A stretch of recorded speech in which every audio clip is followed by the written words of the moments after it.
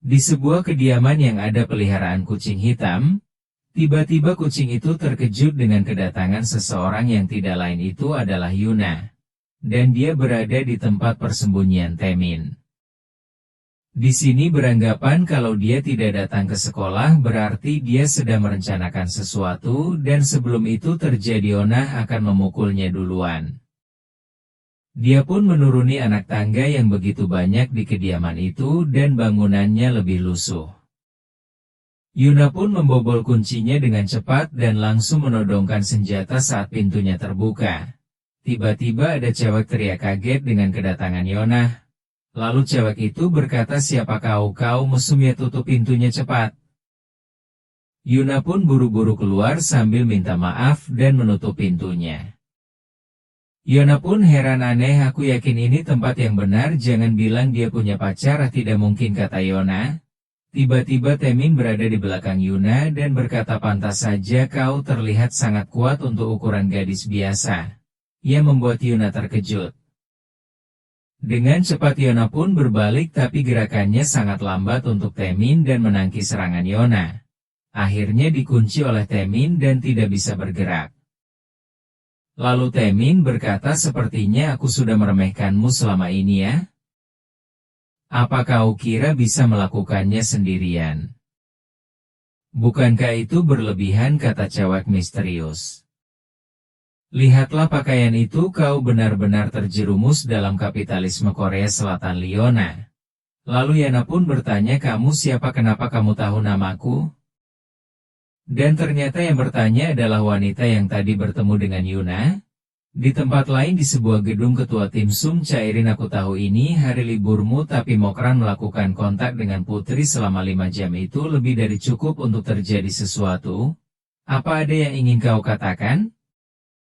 Lalu sang ketua berbicara, "Saya tidak punya sanggahan.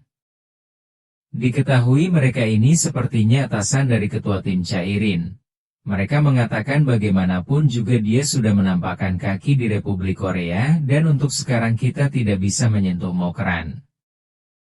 Dia juga salah satu kandidat pemimpin.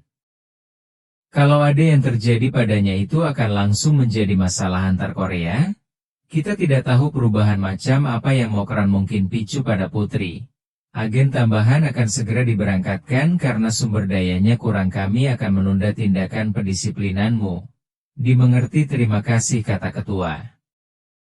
"Kalau begitu saya akan lanjut bertugas." "Baiklah, lanjutkan." Lalu sambungan video pun terputus. Ketua pun berbicara, "Entah bagaimana aku menghindari hukuman, mereka kan juga tidak tahu, jadi menyalahkan semua kepadaku agak berlebihan." Halo Suyeon berkata, "Maaf ketua tim, gara-gara aku gagal memeriksanya padahal itu informasi penting." "Kau tidak melakukan kesalahan apapun." Kim Eun tidak pernah muncul secara resmi, bahkan di dalam Korea Utara hanya beberapa orang di departemen yang tahu wajahnya. Seperti Seoul, dia adalah kandidat pemimpin tapi ku dengar dia ranking terbawah di Departemen Keamanan Negara. Aku sebenarnya tidak tahu kenapa dia tiba-tiba datang ke sini, jadi jangan menyalahkan dirimu, kata ketua. Lalu ketua pun menyampaikan, ngomong-ngomong bala bantuan adalah keuntungan tak terduga kan? Aku sangat penasaran anak macam apa yang akan datang, kata ketua. Tentu saja siapapun yang datang, aku tidak berniat kalah, siapa yang bisa mengalahkan nona kantoran? Lalu kata Suyeon, ayo ganti celanamu dulu. Kita beralih ke gedung sekolah. Kim Sol menceritakan pengalamannya bertemu dengan seorang wanita yang baik kepadanya dan Yona pun cuma nyimak. Sambil dalam hatinya, jadi mereka baru bertemu. Cerita kembali saat Yona disekap. Yona mengatakan, maksudmu dia tidak menargetkan Sol lagi? Setidaknya ada pihak kita itu maksudnya, kata Kim Eun. Dan dia juga mengatakan aku menemuinya hari ini dan dia anak yang sangat lucu sambil tersenyum. Dan Taemin juga tidak akan menyakiti Sol untuk sementara. Lalu Kim Eun melanjutkan, kau bekerja sama dengan boneka pemerintah ya? Katamu kamu melindungi Sol, tapi agak sulit untuk mengabaikan begitu saja. Dia melanjutkan, teruslah melindungi Seol dengan tekun mulai sekarang. Kita kan rekan sebangsa akan bagus kalau kita akrabkan. Dalam hati Yona hanya bisa bilang aku hanya beruntung bisa kembali hidup-hidup. Sambil memperhatikan timing dia berkata kalau Temin ternyata tidak bodoh aku lengah aku akan membalasnya suatu hari nanti. Lalu Temin pun bergumam haha gadis itu pasti sangat kesalkan. Setelah beberapa lama penindasan di sekolah sekarang saatnya kembali menjadi elit Departemen Keamanan Negara.